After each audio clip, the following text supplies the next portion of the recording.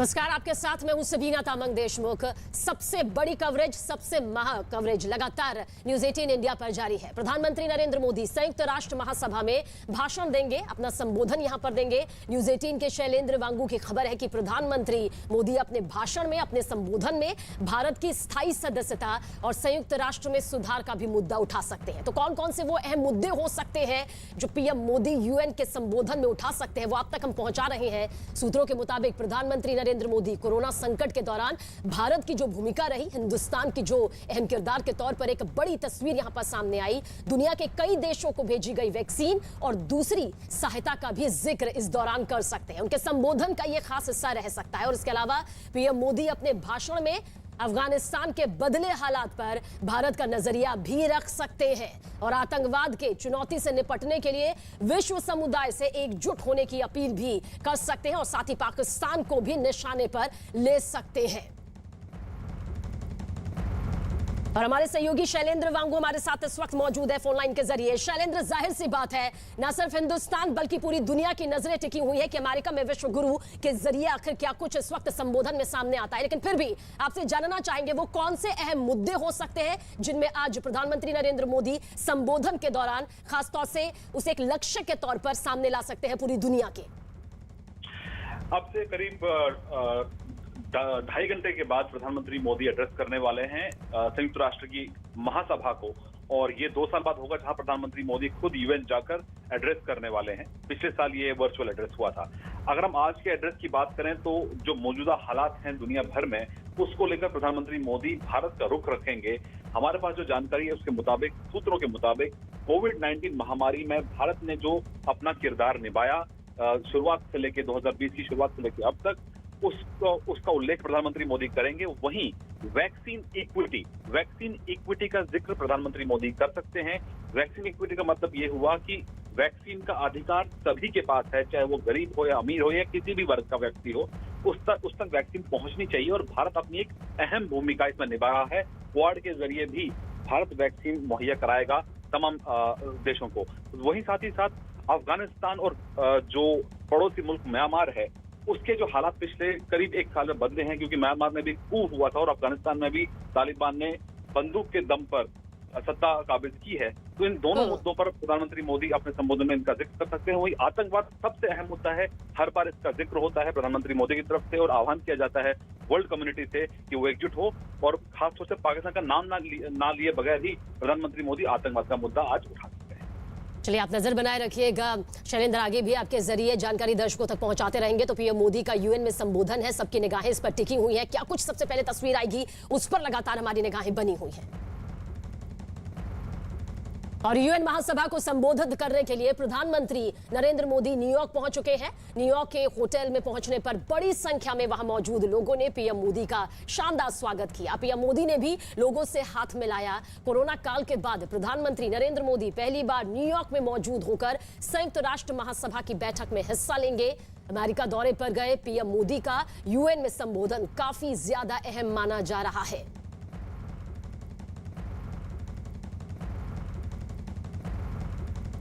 और न्यूयॉर्क पहुंचने के बाद प्रधानमंत्री मोदी ने ट्वीट किया। उन्होंने क्या कुछ लिखा आपको बताते हैं। न्यूयॉर्क में पहुंच चुका हूं। भारतीय समय के मुताबिक आज शाम 6:30 बजे संयुक्त राष्ट्र महासभा में भाषण दूंगा। ये प्रधानमंत्री नरेंद्र मोदी के जरिए ट्वीट किया गया। तो प्रधानमंत्री नरेंद्र मोदी आज संबोधन जब देंगे तो न सिर्फ हिंदुस्तान की बल्कि पूरी दुनिया की निगाहें टिकी होंगी और इस संबोधन में खास मुद्दे होंगे जिनको लेकर वो अपनी बात यहां पर पूरी दुनिया के सामने रख सकते हैं। बदलते वक्त के साथ हिंदुस्तान की ताकत बदली है, हिंदुस्तान का रुतबा बदला है, अंतर्राष्ट्रीय स्तर पर हमारी धाक और ज्यादा यहां पर बढ़ती नजर आई है। ऐसे में सभी की निगाहें संबोधन पर टिकी हुई है।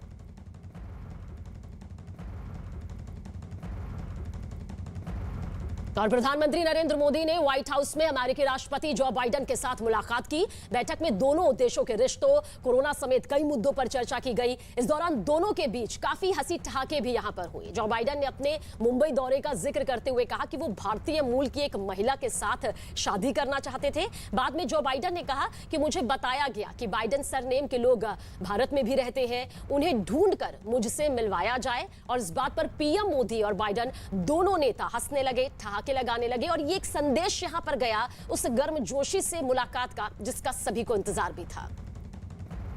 आपने भारत में बाइडेन सरनेम के लोगों के सामने बड़ा डिटेल में जिक्र किया। आपने मेरे साथ भी इस बात को उल्लेख किया था। बाद में मैंने काफी कुछ कागजात खोजने की कोशिश की है, कागजात में लेकर के भी आया हूँ। हो सकता है शायद उसमें से कुछ आगे का निकल आए, शायद आपको कुछ काम आए। प्रधानमंत्री नरेंद्र मोदी और अमेरिकी राष्ट्रपति जो बाइडेन के बीच मुलाकात हुई जनवरी में अमेरिका के राष्ट्रपति बनने के बाद। दरअसल ये पहला मौका है जब राष्ट्रपति जो बाइडेन और पीएम मोदी की ये मुलाकात यहां पर हुई। दोनों दिग्गज नेता एक दूसरे से बेहद गर्मजोशी के साथ मिले। जो बाइडेन से बैठक में महात्मा गांधी का भी जिक्र हुआ। इस दौरान बाइडेन ने प्रधानमंत्री मोदी से कहा कि दुनिया के सबसे बड़े लोकतंत्र भारत और अमेरिका के बीच संबंध मजबूत, करीबी और घनिष्ठ होने तय है।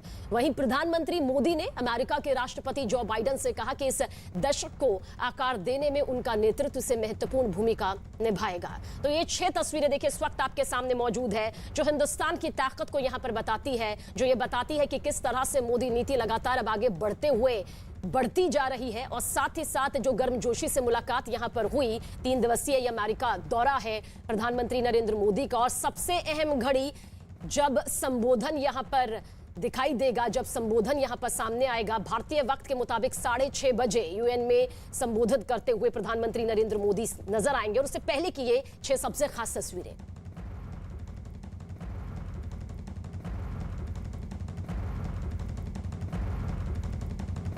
और प्रधानमंत्री नरेंद्र मोदी अमेरिकी राष्ट्रपति जो बाइडेन की जो मुलाकात हुई वो 5 अहम मुद्दों पर इस दौरान बातचीत भी की गई। वो 5 अहम मुद्दे कौन से हैं वो आपको जरूर बताएंगे। और इस मुलाकात में 5T का फॉर्मूला उभर कर सामने आया क्योंकि 5 अहम मुद्दों पर बातचीत हुई। मोदी के 5T मंत्र के बारे में आइए आपको डिटेल से यहां पर बताते हैं कि आखिर वो 5T मंत्र, 5T फॉर्मूला क्या है जिसका जिक्र यहां पर हम कर रहे हैं। प्रधानमंत्री नरेंद्र मोदी विश्व विजय की नीति पर तेजी से कदम आगे बढ़ा रहे हैं। जब भारत और अमेरिका के संबंधों में मैं ट्रांसफॉर्मेटिव देख रहा हूं, तब मैं देख रहा हूं कि ट्रेडिशन, लोकतांत्रिक परंपराओं और मूल्यों को लेकर के जो हम जी रहे हैं और जिसके प्रति हम समर्पित हैं, हम कमिटेड हैं, वो ट्रेडिशन का अपना एक महात्म्य और अधिक बढ़ेगा। ये दशक में टैलेंट का अपना एक महत्व है। पीपल टू पीपल, ये टैलेंट इस दशक में बहुत ही प्रभावी भूमिका अदा करेगा। और भारत के टैलेंट अमेरिका की विकास यात्रा में पूरी तरह सहभागी होती चली जाए, उसमें आपका योगदान बहुत महत्वपूर्ण है। भारत और अमेरिका के बीच ट्रेड का अपना महत्व है और इस दशक में ट्रेड के क्षेत्र में भी हम एक दूसरे को काफी पूरक हो सकते हैं। बहुत सी चीजें हैं जो अमेरिका पास है जो भारत को जरूरत है, बहुत सी चीजें भारत के पास है जो अमेरिका के काम आ सकती हैं। तो ट्रेड भी इस दशक का एक बहुत बड़ा क्षेत्र रहेगा। दुनिया में सबसे ज्यादा ड्राइविंग फोर्स बन रही है टेक्नोलॉजी। इस दशक में भारत और अमेरिका के रिश्तों में टेक्नोलॉजी, और वो भी पूरी मानवता के लिए उपयोगी हो, उस दिशा में हमारी टेक्नोलॉजी को माध्यम से बहुत बड़ी सेवा कर सकती है और एक बड़ा अवसर हमें उपलब्ध होगा। 2 अक्टूबर महात्मा गांधी की जन्म जयंती का उल्लेख किया। महात्मा गांधी ट्रस्टीशिप की बात करते थे। ये दशक उस ट्रस्टीशिप के लिए भी बहुत महत्वपूर्ण है। महात्मा गांधी हमेशा इस बात की वकालत करते थे कि प्लेनेट के हम ट्रस्टी हैं और हमने हमारी आने वाली पीढ़ियों को एक ट्रस्टी के रूप में ये प्लेनेट को हमने सुपुर्द करना होगा। और ये ट्रस्टीशिप की भावना भी भारत और अमेरिका के बीच के संबंधों में एक बहुत अहमियत रखेगा। और महात्मा गांधी के आदर्शों की पूर्ति के लिए ये ट्रस्टीशिप का सिद्धांत जो प्लेनेट के लिए हर नागरिक की जिम्मेवारी विश्व के लिए बनती जा रही है। प्रधानमंत्री नरेंद्र मोदी विश्व विजय की नीति पर तेजी से आगे कदम बढ़ा रहे हैं। उनकी नीति को विश्व मंच का समर्थन भी मिल रहा है। इस नीति पर समर्थन के लिए अमेरिका के इस ऐतिहासिक दौरे पर पीएम नरेंद्र मोदी न सिर्फ जो बाइडेन का धन्यवाद करते नजर आए, बल्कि उन्होंने बाइडेन प्रशासन की तारीफ भी की। भारत अमेरिका के संबंधों में आपका जो विजन है, जिसको आपने शब्दबद्ध किया था, वो वाकई बहुत ही प्रेरक था। और आज आप राष्ट्रपति के रूप में उस विजन को आगे बढ़ाने के लिए जो पुरुषार्थ कर रहे हैं, प्रयास कर रहे हैं, इनिशिएटिव ले रहे हैं, इसका मैं स्वागत करता हूं। अमेरिकी राष्ट्रपति जो बाइडेन ने भी प्रधानमंत्री नरेंद्र मोदी से मुलाकात को ऐतिहासिक करार दिया। उन्होंने न सिर्फ पीएम मोदी का शानदार स्वागत किया, बल्कि ये भी कहा कि बीतते वक्त के साथ भारत और अमेरिका के रिश्ते और ज्यादा मजबूत होते जाएंगे।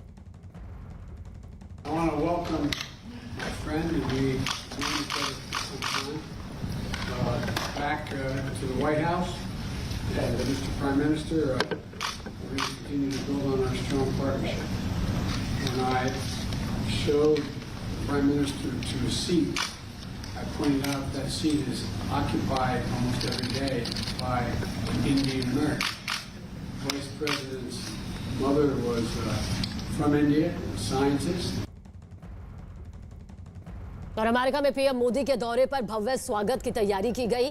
बाइडेन के साथ उनकी मुलाकात के वक्त ही सांस्कृतिक कार्यक्रम का आयोजन भी किया गया और इस दौरान कई महिलाओं ने दक्षिण भारत की प्रसिद्ध डांस शैली कुचिपुड़ी को कुछ इस तरह से बेहद खूबसूरत अंदाज में पेश किया।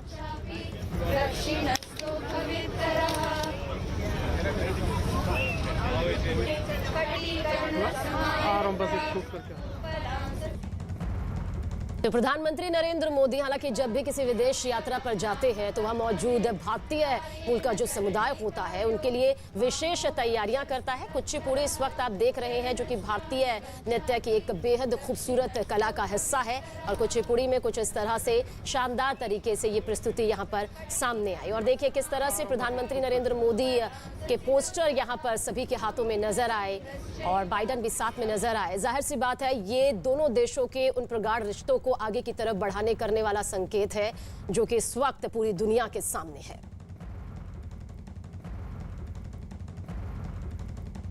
और अमेरिका के वाशिंगटन डीसी में क्वाड देशों की पहली आमने सामने बैठक हुई और बैठक में अफगानिस्तान, इंडो पैसिफिक क्षेत्र के हालात, कोरोना महामारी, उभरती हुई तकनीक पर चर्चा की गई। न्यूज 18 के नीरज कुमार की खबर है कि 2 घंटे तक चली इस बैठक में दोनों देशों ने आतंकी संगठनों के खिलाफ एकजुट होकर कार्रवाई करने पर सहमति जताई। साथ ही 26/11 मुंबई हमले के दोषियों को सजा देने के मुद्दे पर भी इस दौरान बातचीत हुई।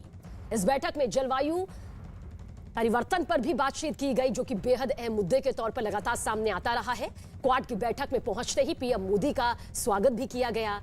सभी देशों के प्रमुखों ने खड़े होकर उनका स्वागत किया, अभिनंदन किया। पीएम मोदी ने अपने शुरुआती संबोधन में क्वाड को लेकर भविष्य की रणनीति को स्पष्ट किया। पीएम मोदी ने बैठक में कहा कि चारों देशों का सहयोग इंडो पैसिफिक इलाके में शांति सुनिश्चित करेगा, यानी कि शांति को बरकरार रखने में अपनी एक अहम भूमिका निभाएगा। इसके अलावा उन्होंने कोरोना काल में साथ मिलकर काम करने पर सहमति जताई क्योंकि इस वक्त पूरा देश जो है कोरोना जैसी महामारी से जूझ रहा है। ऐसे में उनकी तरफ से ये संदेश देने की कोशिश की गई कि इस महामारी से लड़ने के लिए सभी को एकजुट होना पड़ेगा। पहली फिजिकल क्वाड समिट की ऐतिहासिक पहल के लिए राष्ट्रपति बाइडेन को बहुत बहुत धन्यवाद।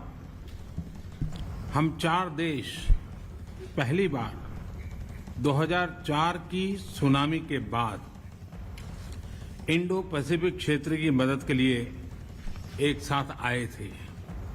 आज जब विश्व कोविड-19 पैंडेमिक से मुकाबला कर रहा है तो क्वाड के रूप में हम एक बार फिर मिलकर मानवता के हित में जुटे हैं। हमारा quad vaccine initiative Indo Pacific देशों की बड़ी मदद करेगा। अपनी साझा डेमोक्रेटिक वैल्यूज के आधार पर क्वाड ने पॉजिटिव सोच, पॉजिटिव अप्रोच के साथ आगे बढ़ने का निर्णय लिया है। सप्लाई चेन हो या वैश्विक सुरक्षा हो, क्लाइमेट एक्शन हो या कोविड रिस्पांस या फिर टेक्नोलॉजी में सहयोग, इन सभी विषयों पर मुझे अपने साथियों से चर्चा करते बहुत खुशी होगी। हमारा क्वाड एक तरह से फोर्स फॉर ग्लोबल गुड की भूमिका में काम करेगा। मुझे विश्वास है क्वाड में हमारा सहयोग इंडो पैसिफिक में और विश्व में शांति और समृद्धि सुनिश्चित करेगा। और क्वाड की बैठक से जुड़ी हुई इस वक्त की सबसे बड़ी खबर हम आप तक पहुंचाने जा रहे हैं। न्यूज़ 18 के नीरज कुमार की खबर है कि अमेरिका और क्वाड देशों के साथ बैठक में यह फैसला हुआ है कि भारत, अमेरिका और क्वाड देश पाकिस्तान की आतंकवाद की नीति पर निगरानी रखेंगे। इस वक्त की सबसे बड़ी खबर, भारत, अमेरिका और क्वाड देश अफगानिस्तान में पाकिस्तान की हर हरकत पर, हर गतिविधि पर अपनी पैनी नजर रखेंगे, पूरी नजर रखेंगे। तो पाक पर क्वाड की नजर यहां पर रहेगी। क्वाड देशों की बैठक में यह फैसला हुआ है और न्यूज़ 18 के नीरज कुमार की यह खबर सामने आ रही है। तो आतंकवाद पर पाकिस्तान की निगरानी बेहद जरूरी भी थी और यह कदम यहां पर उठाया भी जा रहा है। अब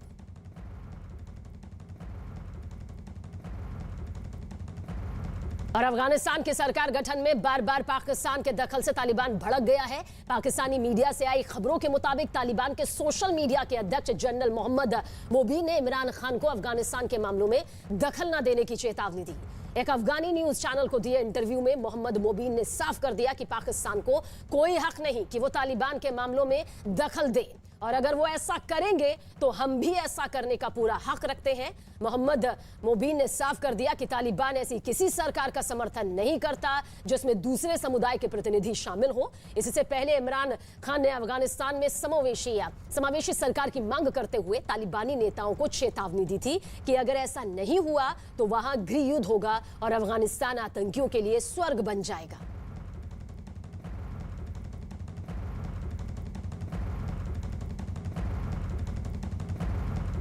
अफगान तालिबान कमांडर और सोशल मीडिया टीम के सरबराह जनरल मुबीन ने वजीर आजम पाकिस्तान को अफगान मामलात से दूर रहने की तंबीह कर दी।